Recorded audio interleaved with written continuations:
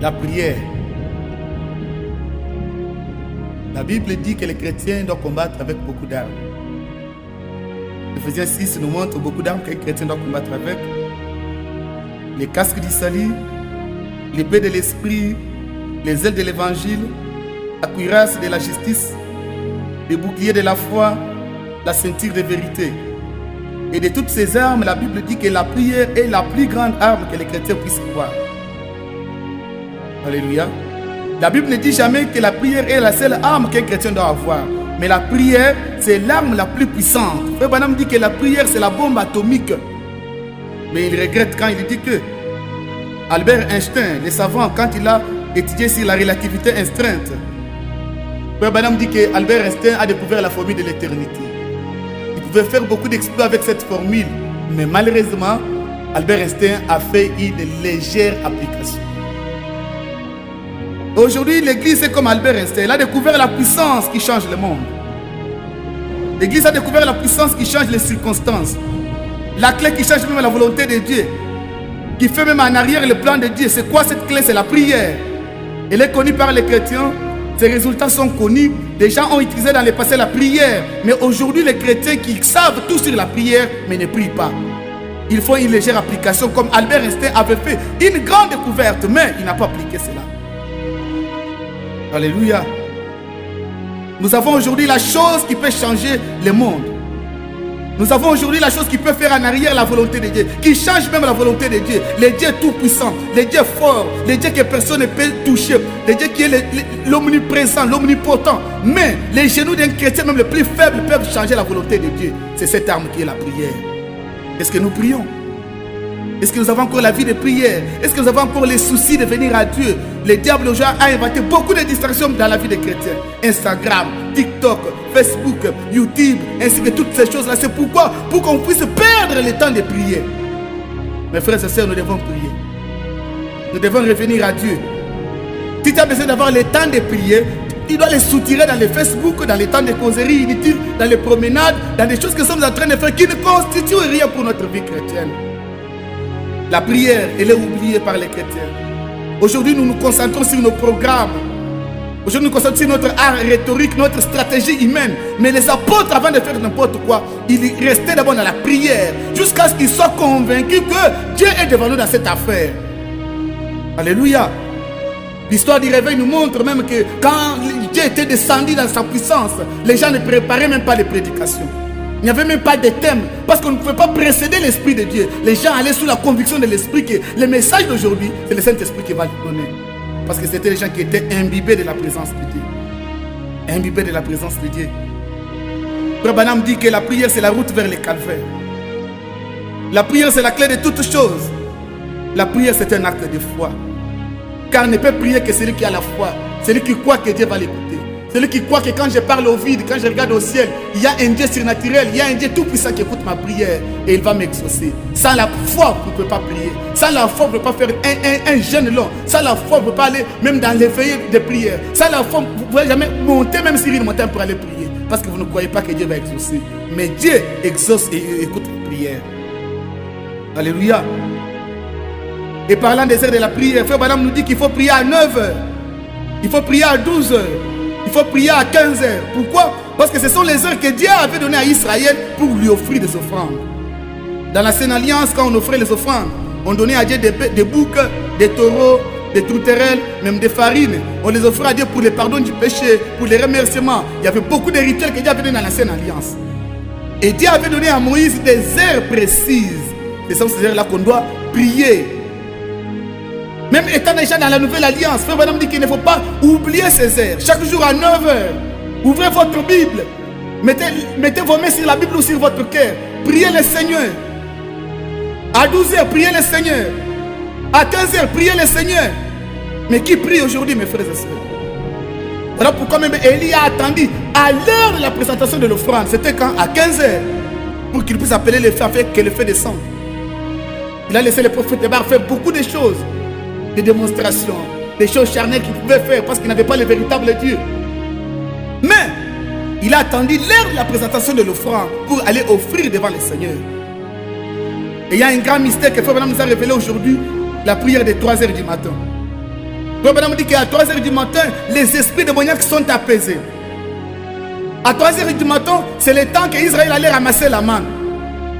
À 3 h du matin, c'est le temps où il y a beaucoup de morts et c'est le temps où il y a beaucoup de naissances. Même des gens qui sont dans des hôpitaux, les sages-femmes vont vous dire que beaucoup de femmes mettent au monde vers 3 h, 4 h. On va vous dire même que beaucoup de gens meurent entre 3 h et 4 h. Mais frère Branham dit que l'ange venait le visiter après là où il était quand c'était vers 3 h, 4 h. C'est à cette heure qu'Israël s'est réveillé pour aller ramasser la manne à 3 h, 4 h. Parce que ce temps-là, c'était un temps où une nouvelle journée va naître. À 4 h vers 3 h, c'est un temps où la journée qui vient de passer est comme enterrée. Il y a comme une résurrection. Et David disait que je précède l'aurore. Avant que le jour ne commence, je prends ma harpe, je commence à louer le Seigneur, je dévance les événements. Avant d'attendre que tel événement arrive. Parce que mes frères et sœurs, ce que vous devez savoir aujourd'hui en eux, que les sorciers préparent l'avenir. Les occultistes préparent l'avenir. Mais les chrétiens ne préparent rien. Rien. Alléluia. Les chrétiens attendent que ce que les sorciers ont préparé arrive. Et après, maintenant, ils vont prendre la puissance de la prière pour montrer que Dieu est puissant. C'est vrai. Nous attendons que ce que les magiciens ont préparé puisse arriver d'abord. Et après, nous allons démontrer que Dieu est puissant. C'est une bonne chose. Mais, par la prière, nous pouvons dépasser les événements. Aller avant les choses. Ne pas attendre d'abord que le combat commence, mais dévancer dans le monde spirituel. Parce que tout est d'abord spirituel. Avant que les choses se réalisent dans le monde présent, c'est d'abord spirituellement que les choses se font. Vous devez avoir la conscience chrétienne que l'avenir est entre les mains de Dieu. L'avenir est dans les laboratoires. Mais les sorciers font des projets. Les magiciens font des projets, mais les chrétiens ne font rien. Il y a un démon de voile démoniaque. Les chrétiens sans vision, ils ne savent pas où ils vont. Si je te demandais aujourd'hui, qu'est-ce que tu fais? Que veux-tu pour ton travail? Que veux-tu pour ta famille? Que veux-tu pour tes enfants? Que veux-tu pour ton église? Que veux-tu même pour ta foi? Nous sommes des chrétiens sans repère. Tu ne sais pas ce que tu connais. Comment sauras-tu que Dieu a exaucé ou Dieu n'a pas exaucé? Alléluia. Alléluia. Comment sauras-tu que Dieu a exaucé? Tu es un chrétien sans repère. Jésus a dit à ses disciples que quand vous priez, ne soyez pas comme des païens qui répètent des paroles inutilement. Non. Les gens qui n'aiment pas la prière vont te dire que non, moi j'ai prié par la foi au nom de Jésus. Amen. Dieu a écouté, Jésus a dit qu'il ne faut pas répéter les prières. Non. Jésus n'a pas dit ça. Jésus refusait le vagabondage spirituel. Soyez précis dans votre prière. Même s'il faut faire 10 heures, mais faites les 10 heures là, fixez sur une idée. Même si vous plairez, mais fixez sur une idée. Il est écrit qu'il est le souverain sacrificateur qui entend même des soupirs inexprimables, même ceux que tu ne peux pas parler par la bouche. Parce que Frère Branham dit que dans la prière, ce n'est pas les paroles qui comptent, mais c'est le motif qu'il y a dans le cœur. Dieu entend de l'intérieur. Dieu entend de l'intérieur. La Bible dit que Anne ne pouvait pas parler. Mais dans ses soupirs, Dieu avait écouté que cette femme a besoin d'un enfant. Même quand il ne sait pas parler, va devant Dieu. Un jour, Frère Branham dit qu'un enfant est monté sur la montagne, il est allé dans un champ de maïs. L'enfant a commencé à prier A, B, C, D, E, F, G, H, I, J, K, L, M, N. On a demandé à Frère Branham, est-ce que Dieu va écouter cette prière? Branham dit que Dieu n'a pas besoin de l'alphabet qui sont dans la bouche. Dieu écoute le cœur de l'enfant. Qu'est-ce que l'enfant veut? Mon frère, je voudrais te demander qu'est-ce que tu veux pour ton mariage? Qu'est-ce que tu veux pour ta famille? Qu'est-ce que tu veux pour tes enfants? Ne sois pas un chrétien sans repère. Tu ne sais pas où tu vas. Même quand il s'agit de prier, que Dieu fasse quoi? Qu'est-ce que tu veux?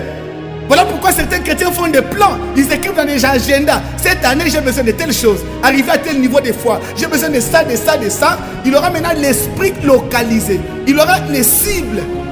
Nous sommes dans la guerre. On ne fera pas la guerre dans les balles en l'air. Non. Sois un chrétien qui connaît où est-ce que tu frappes. C'est pourquoi Jésus a dit que ne multipliez pas les vaines paroles comme les païens. Les païens font des bruits, ils font des bruits. Jésus, Jésus. Mais il ne sait pas. Si tu lui demandes, tu étais parti prier pourquoi? Il ne sait pas pourquoi il était parti. Il est dans une sensation sans issue. Oh! Et Dieu nous aide. Et Dieu nous aide à revenir au fondamental. Il faut prier à 9 heures. Il faut prier à 12 heures. Il faut prier à 15 heures. Aujourd'hui, les chrétiens peuvent dormir sans offrande. Il va à l'église sans offrande.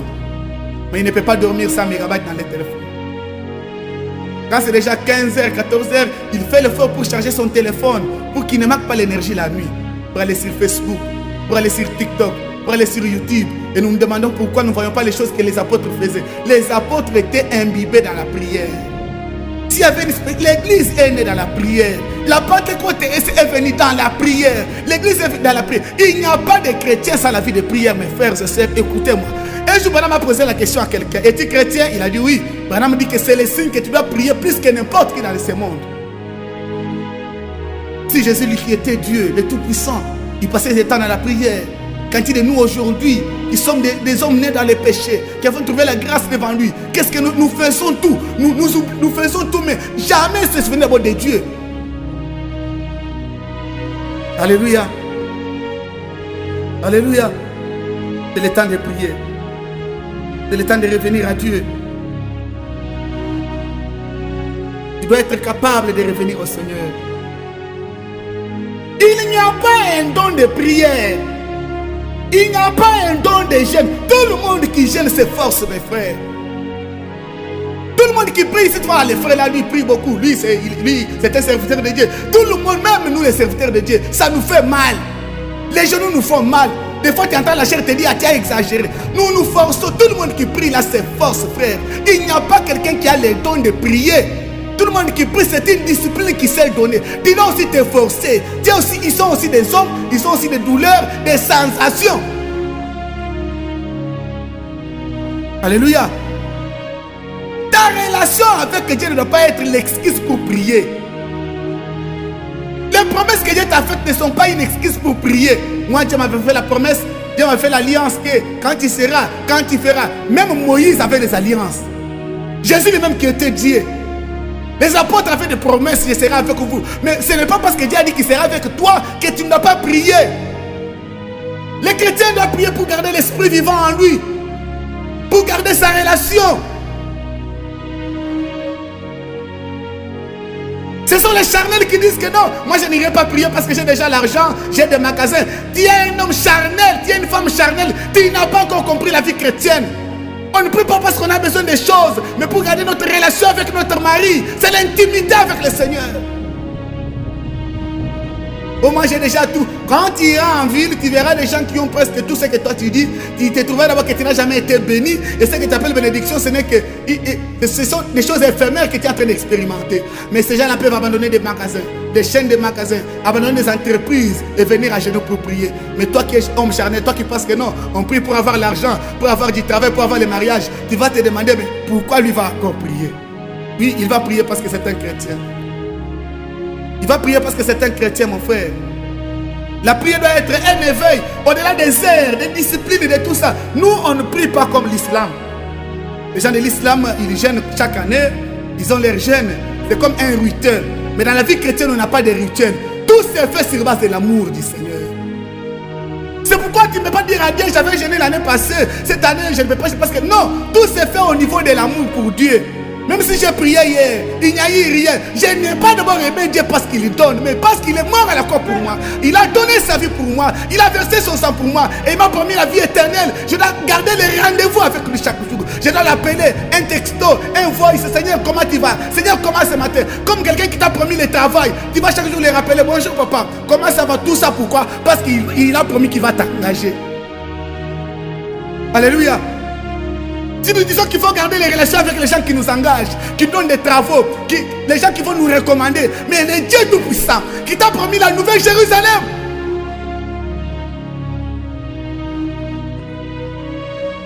une ville bâtie en or,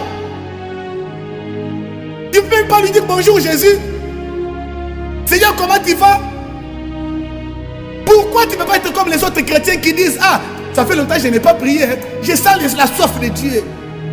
Pas la soif de mariage, pas la soif d'argent, la soif de Dieu, d'être dans sa présence, d'écouter son cœur.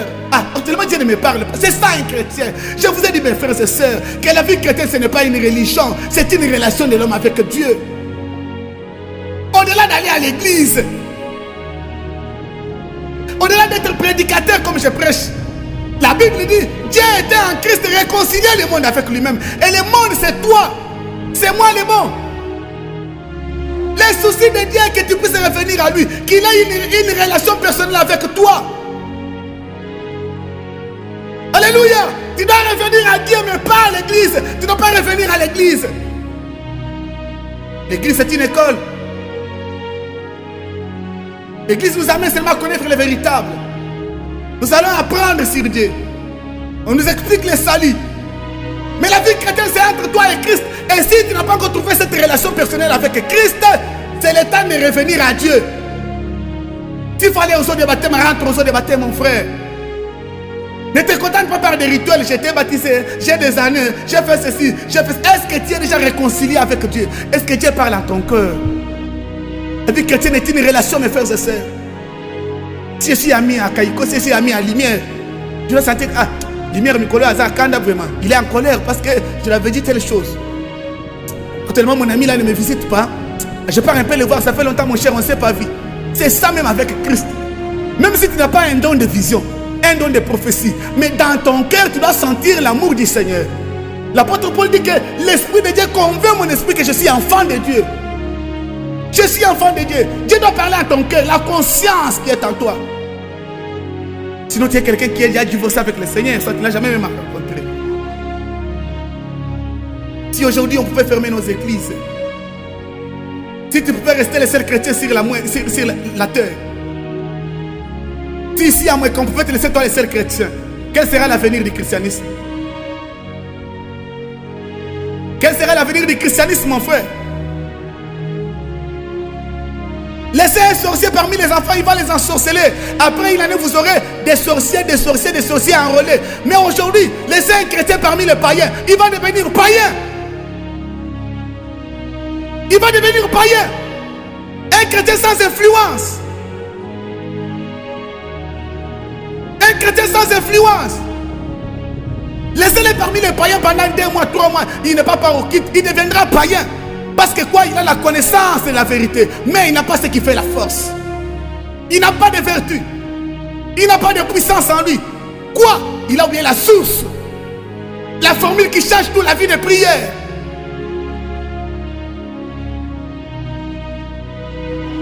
On a demandé à Frère Branham comment grandir dans la foi, Frère Branham.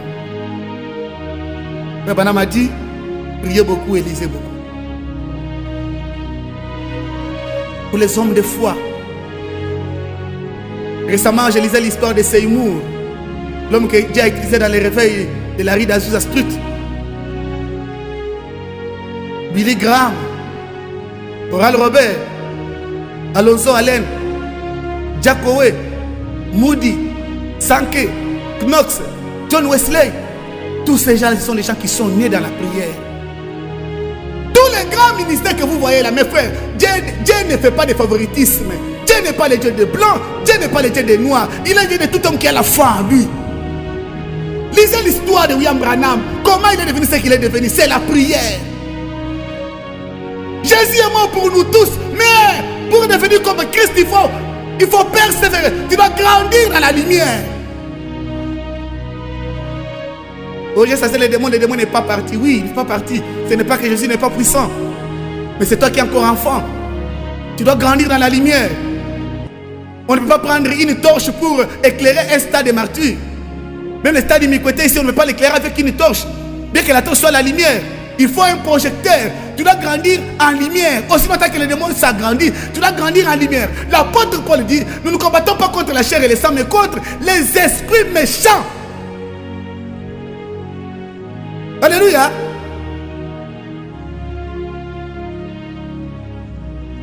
Les esprits méchants, pas des esprits gentils. Il n'y a que celui qui pense que le diable c'est son oncle, c'est son grand-père, c'est un membre de sa famille qui t'acclame, avance, va de l'avant, réussit. Il n'y a que celui-là qui ne peut pas prier. Celui qui pense que le monde est fait des anges. Le diable c'est une idée, c'est une illusion. Il n'y a que celui-là qui ne peut pas prier. Mais nous les chrétiens, Jésus nous a dit, errez les vainqueurs. Et tu ne seras pas vainqueur si tu n'as pas livré un combat. Tu ne seras pas vainqueur si tu n'as pas livré une bataille. Tu seras vainqueur de quoi?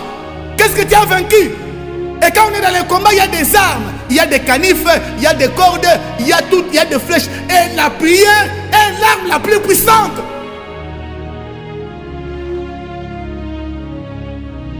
Et Dieu nous aide. Et Dieu nous aide. Non, frère, il n'y a rien à rapporter. Dieu connaît toutes choses. Dieu a déjà tout fait, frère. Il n'y a pas de problème. Non. Nous sommes dans la bataille. Yambaram dit que même le Saint-Esprit, ce n'est pas le millénium. C'est le Canaan. Même en Canaan, il y avait le combat. Il y avait le fils d'Anak. On devait remporter. Tu dois vaincre. Tu dois te tenir debout. Ne sois pas un lâche. Ne sois pas un lâche. Quelqu'un qui fuit la guerre. Quelqu'un qui fuit le combat. Et qui part se cacher dans des versets laxistes. Pour dormir. Pour dire que non, frère, Dieu connaît toutes choses. Il connaît toutes choses. Et il connaît aussi que tu n'es pas chrétien. Tu ne pries pas. Il connaît que tu n'as pas assez de foi pour les prendre au mot. Si ta parole, Branham me dit, les chrétiens ont peur de prendre Dieu au mot. Mais Pierre a dit, Seigneur, si c'est toi, permets que je vienne. Seigneur, si ta parole, je vais jeter les filets. Mais ils étaient nombreux. Ils étaient nombreux. Qui est capable aujourd'hui de s'élever, de prendre une promesse et d'aller en retraite et dire que j'ai la foi que le Dieu qui a dit à sa parole accomplira sa parole? Qui a la foi?